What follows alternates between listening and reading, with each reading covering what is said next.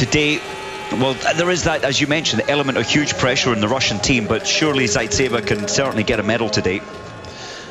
Babchin of Belarus, 5 minutes 45. In terms of distance, he's about 2.5 kilometers behind. He was still on the range when the sprint was going on for the finish. That's how good the leaders are, not how slow Babchin is. Fourcade, Svensson, well, we've been saying that they're in a class of their own. I think today the Russians have certainly proved that that is not the case. Well, that's exactly right, because remember, Shipulin, he only finishes, what, 3 seconds behind, 3.6 behind, and he started 33 behind Svensson at the start of the day. Yeah, it's slightly bizarre, isn't it? The gold medalist didn't even have the top 5 fastest time. It's almost cruel. I mean, you win the sprint race, you really are setting yourself up for an advantage. You are being chased, there is pressure, but as I say, Shipulin starting 33 behind, he had an awful lot of work to pull back. Well, let's have another look at the sprint fans of Fourcade. Maybe that little loss of balance, yeah. And the look across. Why is he looking across? Yeah, unnecessary.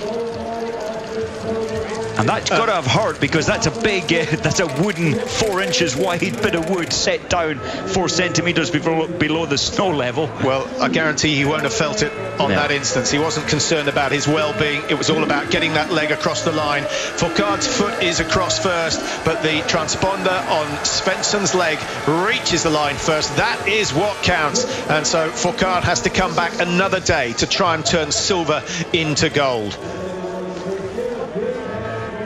Well, I think that shot doesn't tell us much. It's a good image, though. Well, I think it's turned out to be quite a good stadium, hasn't it, Micah? It's an interesting, a couple of technical turns on the approach. The last 500 metres, fascinating duel with Svensson certainly getting the Norwegians worried by dropping back to 4th place. He came through in the end, 32.35, the winning time, and that is quick for the 12.5 kilometres. The shooting standard up to the last shoot, absolutely superb. Dmitry MALYSHKO and Dominik LANDERTINGER, as well as Bjorn Ferry and Lau Bailey, all shooting 20 out of 20 today. Svensson hitting 19, which is the case in just about every pursuit win this season. That's 4 of the 6. The winner has hit 19 out of 20. So Norway go from success to success. They now have 3 gold medals in the bag. But I have a brother.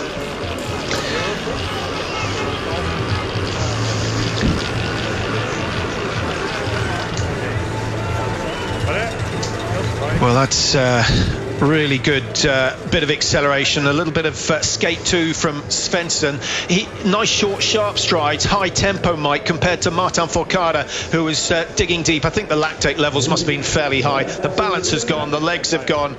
He gave it everything, but he made that lunge just a fraction of a second too early. Otherwise the gold was his. I think, well, it certainly looked impossible that Svensson could come back in those last 100 metres. But Fourcade, he lost his balance about 2 strides before that fall, and I think that's what cost him. He lost his balance just slightly, and then he lost his whole approach to that final 10 metres.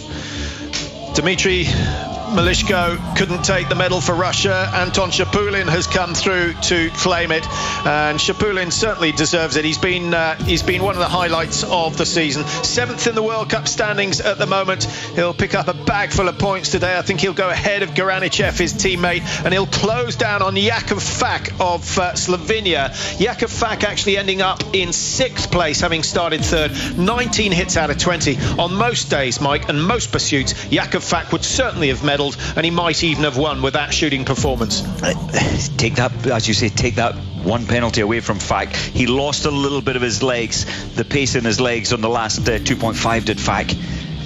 And this is where the schedule is so important, isn't it? Do you think it might have been wiser to have a day's rest in between the sprint and the pursuit, just to let those who raced in the mixed relay recover? It's brutal. It is a brutal competition. But remember, the men's next race, well, 3 days they have now, and it's a 20 kilometre. I think you have to let them have decent recovery prior to that. Well, this was 12.5 kilometres, about as quick as they're ever going to ski 12.5. That extra 24 hours, you don't think it would have made it a little fairer? It would have, but remember, television's all important. The Saturday and Sunday races are vital for the spectators in here. And I think at times the athletes need, the coaches do defend them well, and the IBU listens to everything normally that the coaches say, but, well, there are priorities as well. So Norway claiming yet another gold medal, 3 out of 4 for them. Ukraine are the only other nation with gold. The French have, well, they've got 3 silvers now, all coming through Martin FRA, and he'll be hoping that he can go one better in the races still to come. Shipulin gets Russia on the medal table. The Germans still aren't on. Maybe this afternoon a possibility, Mike, or do you think there's real problems in the German team? Well, of course, Henkel, we know, shoots very, very well. But they're quite a long way back. Güssner is the closest German, only, what, 33 seconds behind at the start of today. And that's where Shipulin started today, 33 behind. Further back in the women's race, Hildebrand is the next German at 55 behind. Poor old FOURCADE, he just got it wrong here. He's too worried about Svensson at that moment, and he's not looking at the line. Franz Berger standing there just watching what is happening. Do you think the French will put a protest in saying that FOURCADE's feet were over the line first? It was the three polling actions before the finish that cost FOURCADE, and it may well have been instigated by the fact that he looked left rather than focusing on his balance and his concentration. Much harder to ski like that when you're looking at right angles to the direction you're travelling. I just think he was taken by surprise. He thought he's got the best line. He knew that Svensson was some 10 metres behind him earlier in that attack, and FOURCADE was taken by surprise. The classic error to then begin to look and worry instead of focusing on the finish line. Yeah, and he tightened up as well in the shoulders, which means that the double polling action just is not as effective. Isn't Svensson an animal? What a fantastic performance from him. He is. I remember when they brought him into the team when he was aged 20. Remember, they took him into the Olympic mass start race in Torino, and he came 6th that day, and I really thought Svensson was something special at that moment, and he showed a special biathlon since then. Well, we had 56 points between the two top men in the World Cup standings prior to today. That drops to 50, so bit by bit Emil Hegle Svensson is eating away at Martin FOURCADE's lead, but he's running out of races. That's 16 races for the season completed. We have just 10 more to go, and there's plenty of opportunity, but if FOURCADE can keep this sort of form going, it's going to be very difficult to topple him off and rob that yellow jersey from his shoulders. It is, but I mean, FOURCADE has got to be feeling so bad about the approach to the line, about his 3 silvers. It's brilliant. 3 silvers are brilliant, but FOURCADE knows he's better than that. I bet Björndalen's glad he wasn't involved in that sprint for the line. I thought Svensson is a tough man to beat in that last 200, 300 metres, and he played it so fearlessly to let the others catch up so quickly in the last 2.5 kilometres, and that's the confidence he had in his own ability. FOURCADE will be back though. Well, Svensson went from 2nd to 5th in Ruhpolding, but he's got it right this time round. From first, he stays in first position.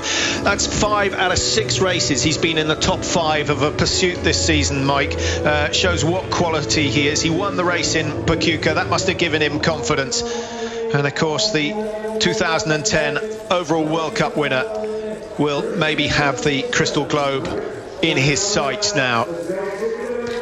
And Landertinger, look at the bib, 15 second from right. Landertinger did so well from 15th to 5th, only 20 seconds behind. Well, it's nice to say that we're going to stay with the medal ceremony here in Nove Mesto. There are a few delays in Villingham. I think the wind is playing a part there, the ski jumping with David Goldstrom. So we get to see Svensson on the podium.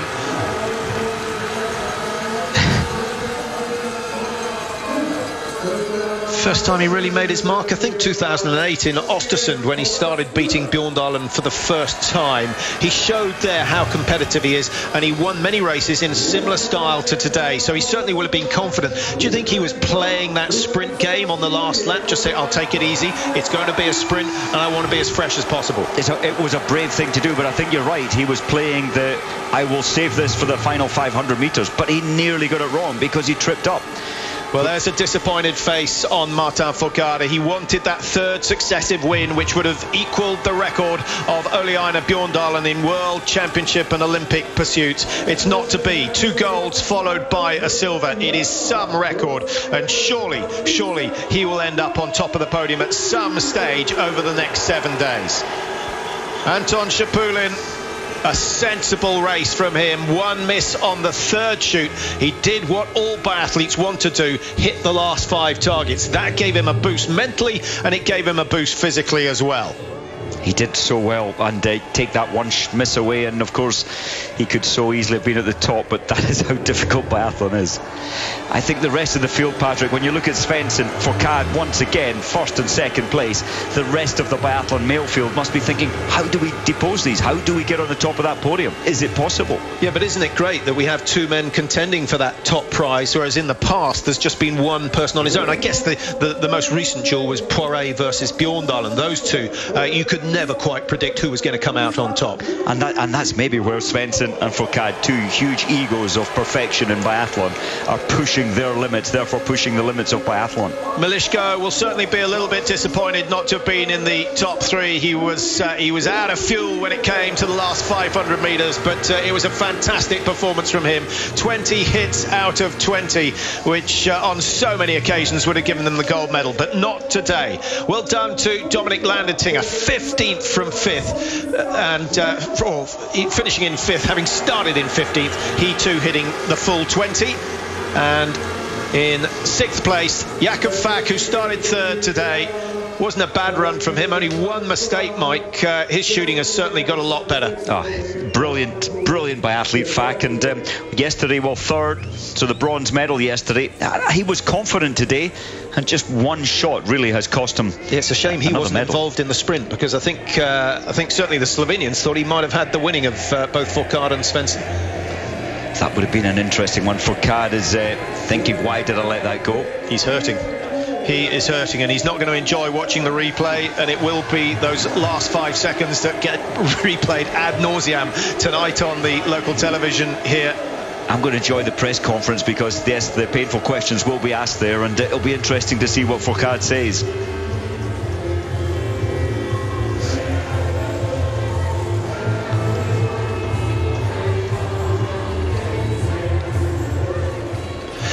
Well, there's the World Cup total score. As we said, just 50 points between the top 2. MALYSHKO is some way back. Look at that, over 150 points separating 2nd from 3rd. Further down, Landertinger and EDER, the 2 Austrians, 11 and 12. Eric Lesser of Germany there in 13th. Tim Burke, it's still respectable in 15th place in the overall World Cup standings. It's time we saw him or one of the other Americans on the podium. But they're running out of races. The mixed relay, the sprint, the pursuit have already gone. We have the individual, the mass start, and of course the men and the women's relays still to come here in Nove Mesto. But today, the women's pursuit, 15:45 Central European time for that race. Will it be Pedrushna who manages to hold on to the lead? Will Tora Berger come through for Germany, or will the Russians rejoice in their first medal and come back?